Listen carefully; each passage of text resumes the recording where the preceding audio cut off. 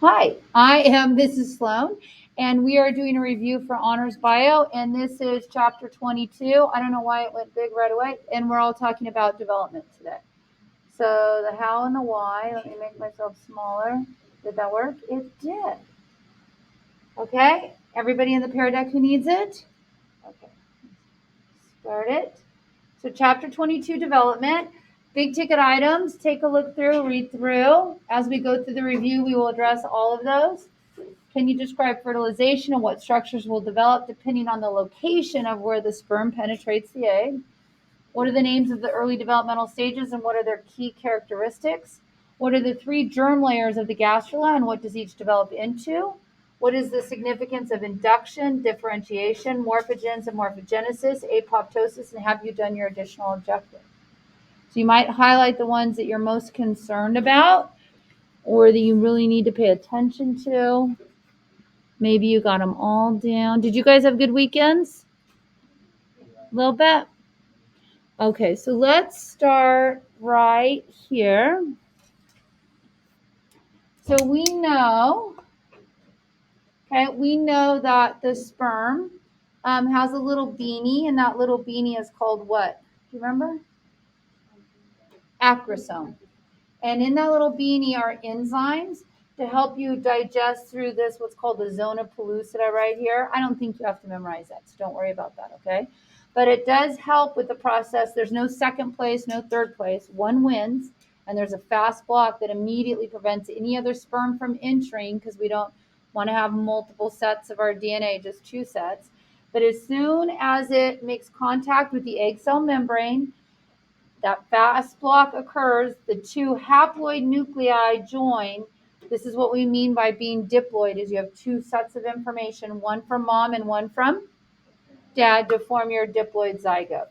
This zygote right here, is it going to be doing mitosis or meiosis? Mitosis. Because mitosis is for growth and repair. Meiosis is when you're just getting ready for sex. We still have some people who have missed this question. Is the zygote haploid or diploid? Almost all of you are getting it right. What is the answer there? It is diploid. The zygote is a fertilized egg. So it has dad's set. Dad's set was haploid in the sperm. Mom's set, haploid in the egg. Haploid plus haploid. N plus N is 2N, a diploid zygote. Check with the person next to you. Make sure they understand that.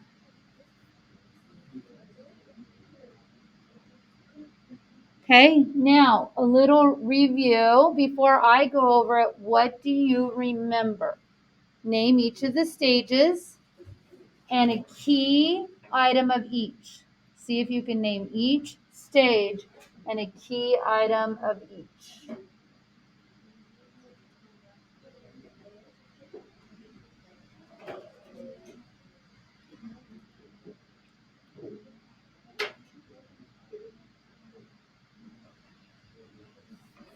See what you know.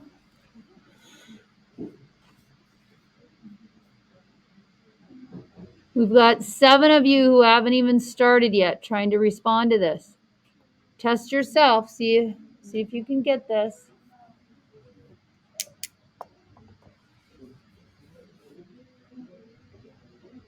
Are you looking for something, sweetheart? Left your phone? Anybody see an extra phone around them? Did you call it? Yeah, we called it. It's ringing. But is it on silent? Yeah. Do you have Find My iPhone? No, we don't have it. Oh, okay. Okay, check your backpack, baby. All right.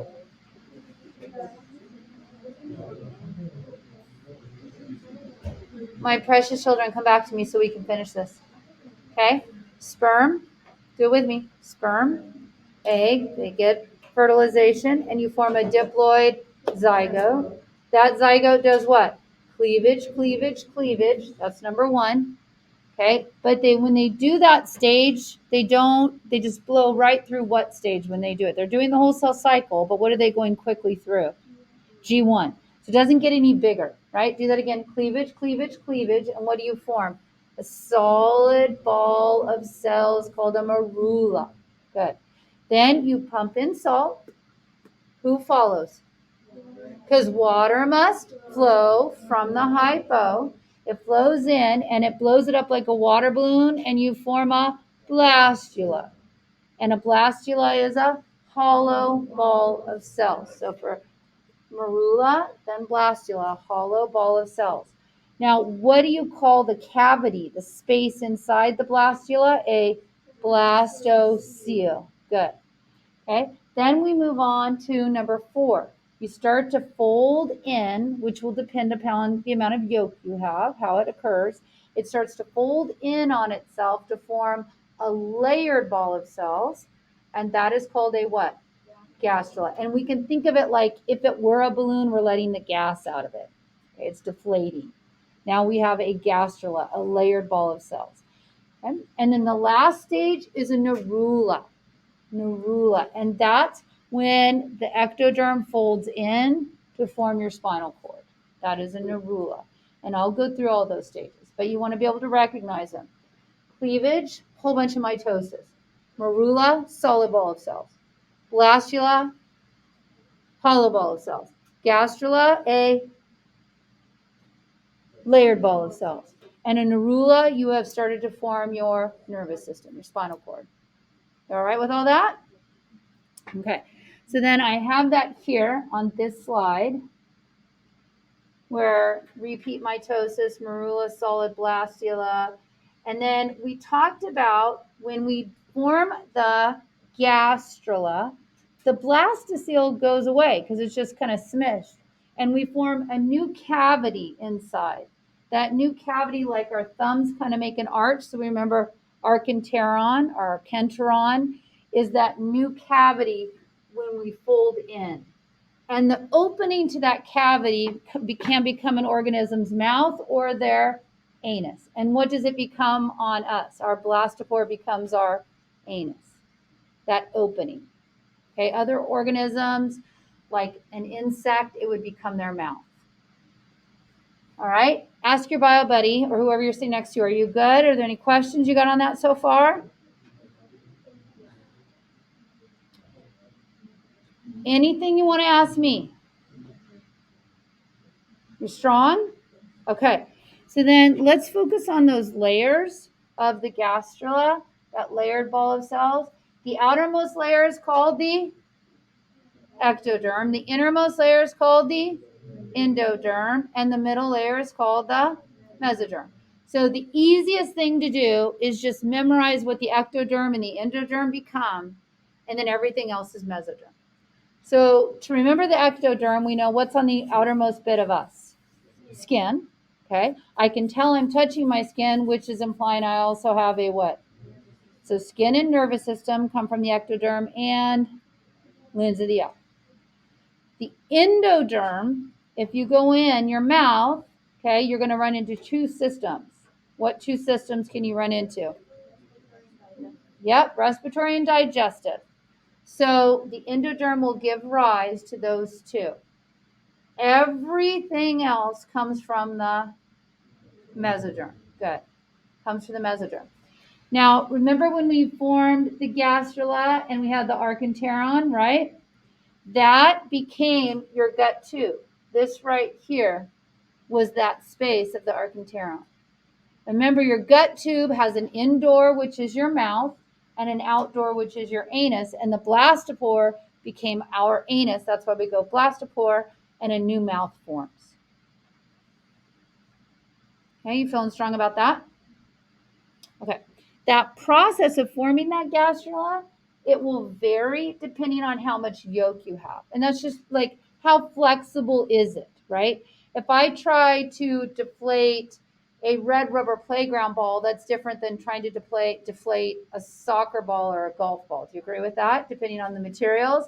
So here, when you don't have a lot of yolk, like in a lancelet, it folds very easily into that gastrula stage. But if you have an intermediate amount of yolk, like a frog, it kind of has to fold up and around. It's called involution. And then a chick who has a ton of yolk, it doesn't even cleave it at all. It just does all of its business right on top of it. So the amount of yolk will vary the process of gastrulation. Okay, and then the other one on here is the nerula. And this is a good time to introduce again or reintroduce induction. And we call that like peer pressure, when one tissue influences another tissue's development. And key to that is, what's that pink thing? Do you know what it's called right there? The notochord. And it's pink, so it's part of which derm layer? Mesoderm. The notochord gets the tissue above the notochord to fold in to form a spinal cord. Once you form that spinal cord, part of your nervous system, you are a nerula by default. So the notochord influences the formation of the spinal cord. What the notochord in you and I becomes is our vertebrae eventually to protect our spinal cord. So that is an example of induction. Okay? Check with the person next to you. Are you feeling strong? You want to ask me any questions? You're okay? Hanging on for a Monday? All right. Now, oh, cockapoo. Oh, here we go. So now we have some terms, okay? When you are differentiating, you are becoming all those things we said you were going to be. You are becoming the digestive system. You are becoming the respiratory system. You are differentiating. And in order for that to occur, okay, there must be something, since the DNA is the same in all of our cells. How do you know what to become if the code book is the same? And it's what genes are turned on when. It's called actually differential gene expression. And what's controlling what genes are turned on are the chemicals, in this case, your maternal determinants. Maternal, is that mom or dad? Mom. It's in her cytoplasm. And those chemicals are influencing what DNA is turned on where. And remember to talk about that, okay? Let's see if we can do a drawing here on this page. Okay, so draw yourself an egg. Okay, draw yourself an egg. Let me turn the camera a little bit so it's on it. Yes? Oh, you can't draw on it? My bad. Let me see if I can add it. Hang on. Un momento. Okay, whoops. Here, hang on. New prompt. Okay, go away.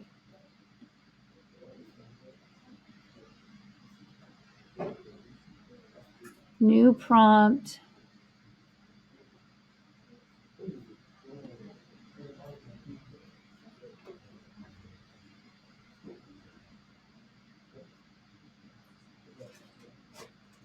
Sorry, it's taking a while to load. It's moving so slowly, you guys. I'm sorry.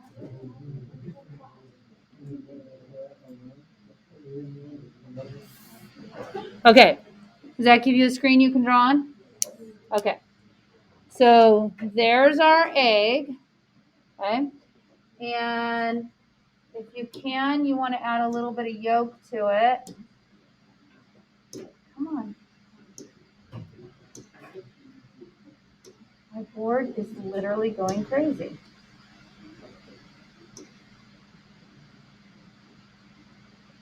Highlighter. Yellow. Okay, so I'm going to put some yolk down here, maybe.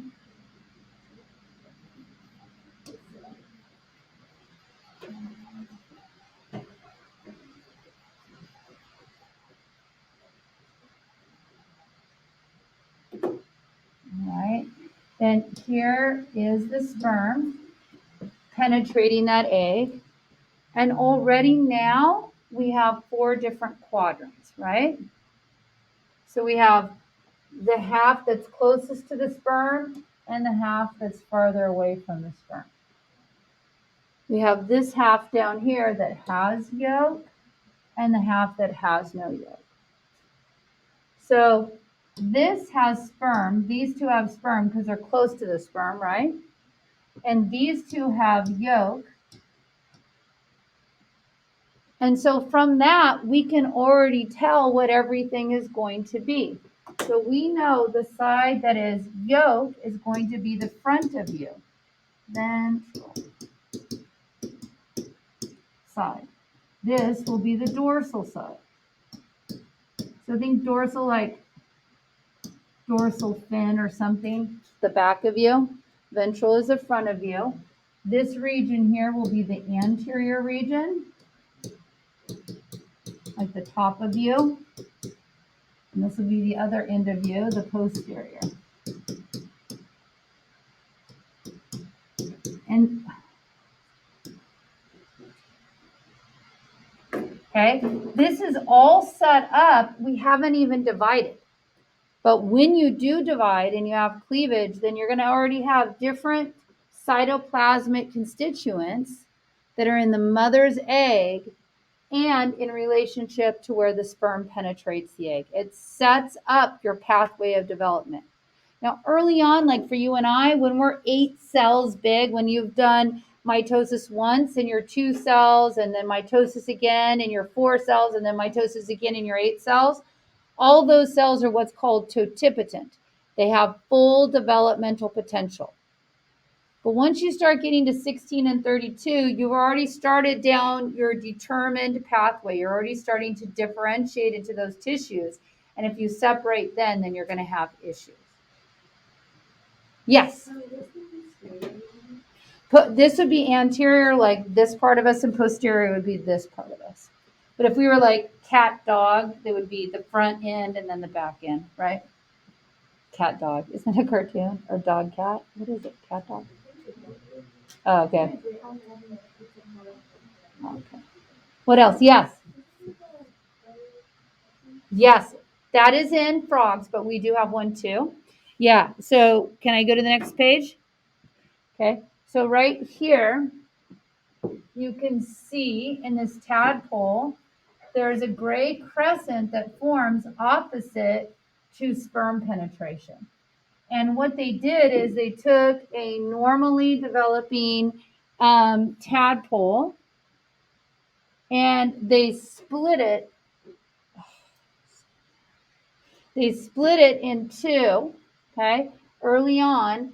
And I didn't show you that part in here. And the part that had that where they both got the gray crescent developed normally, but the one that didn't get any gray crescent, then the gastrulation stage never went. It got as far as the blastula, it never went into the gastrula. Okay, so a face, is that anterior or posterior, your face? Anterior, yolk or no yolk? Yolk, in order to develop into your face. So these things inside the cell, those are called, these variations are called morphogens. And morphogens cause morphogenesis. So morphogens are the actual chemicals that are going to direct that development, that turn on certain genes. And morphogenesis is all the changes that happen in the morphology and the structure of it. Okay, so morphogens are the chemicals that trigger morphogenesis. What else? It can still be a morphogen, but what else can trigger tissues to develop that we learned about? The environment, but what was that term we learned about? Starts with an I. Peer pressure. Induction. Yeah. So induction can also occur due to morphogens. Morphogens are just the chemical signal to start that process. So induction is what we're seeing right here. And we already went over this, where the notochord, which is full-on mesodermal tissue, gets the ectoderm above it to fold in and form that spinal cord. And then the last thing was, just like making more cells as part of development, so is killing off cells. And what do we call that? Apoptosis. And that, you guys, is the end. Do you have any questions or concerns? Yes. Yeah, I don't really understand how, based on being given an area and actual sperm or yolk is needed for it. I don't understand how I would figure out a problem like that. Well, it's just wherever the yolk is. Is it going to be the front of you? No yolk. They would have to identify where the yolk is. Do you need sperm for the face? You need sperm for this whole anterior region. Like if I was a cat or a dog, I was on all fours, it would be the front of me. The part closest to the sperm will be the front here. But if it's in length, you don't need any side. No, that's another. There's anterior, posterior gradients and other things. Yeah, we don't go too deep into that. We don't really get asked questions about like that. About like, do you need sperm or yolk? Or like legs, you would be asked questions. No, like that. you wouldn't be asked that. So apoptosis is like a normal thing, and it could be a good thing as well. Yeah, like your immune system cells, when you're done fighting an infection, those cells will die. You want to have fingers, not a paddle, so these cells die. No problem. Oh, and I forgot to end. Sorry.